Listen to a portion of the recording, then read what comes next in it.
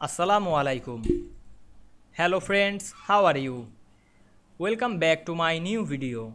In this video, I am going to show you how to change from landscape to portrait in the same Word document. Let's get started. At first, we have to open a Word document. Now we want to change landscape page to portrait. In this document, we go to the layout menu, then click orientation drop down menu, choose the portrait option.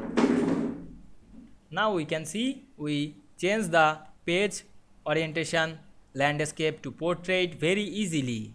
I hope you enjoyed the video. Please like, comment, share and subscribe my channel. Thanks for watching.